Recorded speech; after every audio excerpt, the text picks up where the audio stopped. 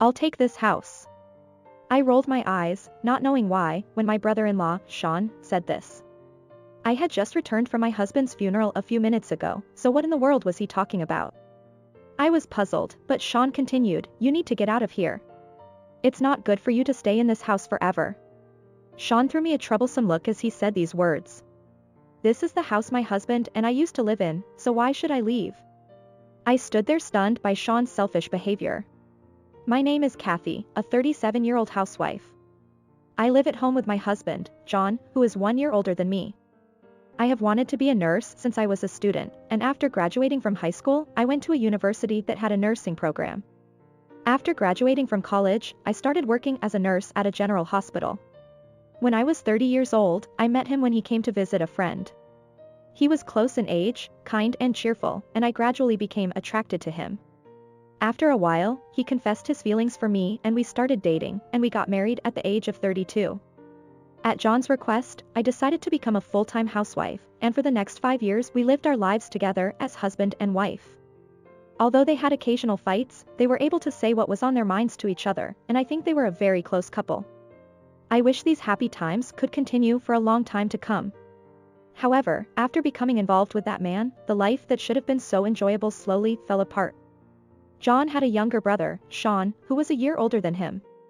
Perhaps because of the 10-year age difference, Sean grew up being loved and cared for by his family and relatives, and as a result, he became a very selfish person. His selfish behavior has been bothering his parents-in-law, and about 3 years ago, after a fight with his father-in-law, Sean moved out of the family home. But having run away from his parents' house, but not having any friends or acquaintances he could rely on, Sean turned to his own brother, my husband. John seemed to be unwilling to leave his adorable little brother behind, but I was not so inclined. However, I could not leave Sean with nowhere to go and no way to return to his parents' house, so we decided to let him live in our home. It had been a few days since Sean and I moved in together, but he had been staying in his room for a long time. He only came out of his room when he needed to eat or use the bathroom. Since he did not have a job, he did not bring in any money for living expenses, and Sean acted as if this life was normal. I grew frustrated little by little, and when he came out of his room, I tried to talk to him. It's not good for your health if you stay in your room all the time, so why don't you go outside once in a while? No, it's none of your business. I knew what to expect, but Sean did not listen to me. But we can't live like this forever, can we? We can't afford to live like this forever either. I tried to tell him that, but he didn't seem to like what I said. Sean glared at me. Shut up. You don't get to tell me what to do. He yelled at me. Sean's face was so frightening to me that I couldn't speak anymore. Apparently, John also thought that the current situation was not good for Sean. I'm sorry, I've put Kathy through a lot of trouble. I'll talk to him tomorrow about what we're going to do. John was as kind as ever. Sean might be willing to listen to his brother's words. Despite these faint hopes, John and Sean never had a chance to talk to each other. The next day, I saw John off as usual, but around noon I received a phone call. Are you a member of John's family? Actually. I stood there for a while listening to the conversation. I was told that John had been in a traffic accident and had been taken to the hospital. I was told that he was in a critical condition, unconscious, and I rushed to the hospital where he had been taken. My memory of that time is vague, and to be honest, I do not remember much. While I was on my way to the hospital, I couldn't stop thinking about the memories from the time I met John until now, and John's smile this morning. But by the time we arrived at the hospital, John had already passed away. My in-laws had also rushed to the hospital, and although they must have been in shock to be told of their son's death, they were there for me the whole time. After hearing more details from the hospital doctors and the police, I discussed the funeral with my parents-in-law, and when I returned home, it was already nighttime. What the hell were you doing up until this time? I'm hungry. Perhaps because he had moved out of his parents' house, Sean did not seem to have been informed of his brother's death by anyone. If you're a stay-at-home mom, you should at least do your job. I decided to tell him about today's events, though I was still disgusted by Sean's usual snide remarks. John passed away. In a car accident.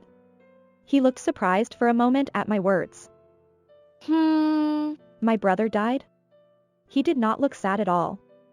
That's all. You're not sad that your brother died? No, I'm not. He was quite a nag. I feel like I can finally live freely now that my brother is gone. I couldn't believe my ears when Sean laughed. It is true that John sometimes warned Sean about his attitude toward life, but he said this because he was thinking about his brother as a family member. Having seen the kind and gentle John, who was always thinking of his younger brother, close at hand, I could not forgive Sean's comment. You were in trouble because you ran away from your parents' house, so John said it was okay for you to live in this house. You didn't have to say anything like that. But Sean sighed tediously and turned his back on me. I'm not going to the funeral. My mom and dad will be there anyway, and it'll be too much trouble. With that, Sean retreated back into his room. How could he be so unconcerned about his brother's death as if nothing had happened? I was saddened by Sean's words and actions, and at the same time, a question popped into my head. What is Sean going to do now? After John's death, he can no longer continue to live in this house. However, I did not think that Sean would leave so easily because of his personality. After thinking it over, I decided to take a certain action. On the day of John's funeral, Sean did not show his face even once. Although he had said he would not go, I felt a mixture of sadness, frustration, and a variety of other emotions when I realized that he really had no intention of coming. But that night, something unexpected happened. When I returned home after John's funeral, I noticed that my stuff was gone, as it should have been in the living room. Wah.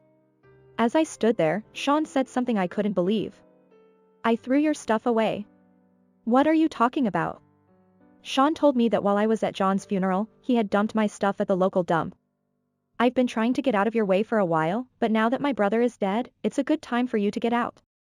I'll take this house. Sean's selfish request gave me a headache. This house is mine and John's. You're the one who should leave, no matter what you think. I controlled my anger and said to Sean. I told you that I was going to take this house because my brother is dead. Since you are a stranger anyway, why don't you rent a house somewhere else or go back to your parents' house, whatever you want? Sean smiled a sickening, mocking smile. I can't believe it. Your own brother died, and not only did you not show up for the funeral, but you're planning to kick me out and continue living in this house. Perhaps thinking I was in a state of shock, Sean continued. You should be thanking you for helping me get rid of your stuff. Well, it will be picked up with the rest of the trash tomorrow, so I think you should go get it before then. Laughing, I decided to tell him the truth. All right. I'm going to leave, just like you wanted me to. As if he had been waiting for me to say that, Sean smiled a triumphant smile. I'm glad you agree. Then pack your bags quickly and leave tomorrow. No, I'm leaving right now. I don't want to be in the same space with you any longer. Sean tilted his head curiously, as if the word right now was unexpected. I've been keeping my door locked since you moved in with me, just in case, so I guess you didn't know what was going on in my room. I opened my own room and looked very surprised. In fact, I had moved most of my belongings to my parents' house so that Sean would not notice. However, it was unexpected that the last of my belongings that I had set aside to carry were thrown away during John's funeral. I continued to Sean, who looked surprised. Also, you can't live in this house anymore, so you need to leave as soon as possible. What are you talking about that you don't understand? I ignored Sean's words and began to sort through my belongings that I had left at home. He was not pleased with my attitude and yelled at me, Hey, what do you mean? What do you mean? I sighed loudly and turned to Sean. I think you've been misunderstanding me this whole time. This house used to be mine. What? Sean looked at me and froze, as if he hadn't expected it. I haven't told you this for a long time, but I lived in this house before I married John. Yes, we actually bought this house when I was working as a nurse. At the time, I was not interested in love or marriage at all, and I thought I would probably live the rest of my life alone. I had a good income, and since I was living at home, I had a considerable amount of money saved up. When I was in my late 20s, I knew I couldn't live in my parents' house forever, and I fell in love with the building and decided to buy it. I lived alone for a while, and it was a year later that I met John. Since I had just bought the house, I decided to have John live in the house as well. I had told my parents-in-law, but as expected, Sean was unaware of this fact. Sean's face, which had been so cheerful earlier, turned pale as if he had finally understood the situation. The house is in my name to begin with, so it won't belong to you anyway. But if you really don't want me to stay, I'll leave. What? Because I've decided to sell this house. I'm busy getting ready to move out, so you'd better get your stuff together as soon as possible. I'm not going to do that on my own. I don't have anywhere else to go, unlike you. Sean protested, looking quite agitated. I don't know what you're talking about. You've been acting selfishly all this time. Why don't you either find a job quickly or apologize to your father and mother and ask them to let you live at home? I said coldly to Sean, who was indeed in a hurry. I told you to wait. I apologize for everything I've done, just please reconsider selling it. At least until I find a job. Sean begged desperately, but my feelings were not swayed in the slightest. You know how many times both John and I have told you? How are you going to make a living from this? When are you going to find a job? But you were the one who ignored them and did nothing, weren't you? You deserve what you get. Sean looked down silently, as if he had nothing to say in reply. I'm not your guardian, and I can't take care of you anymore. I tell him, and Sean looks dejected. I turn my back on Sean and leave the room without once looking back.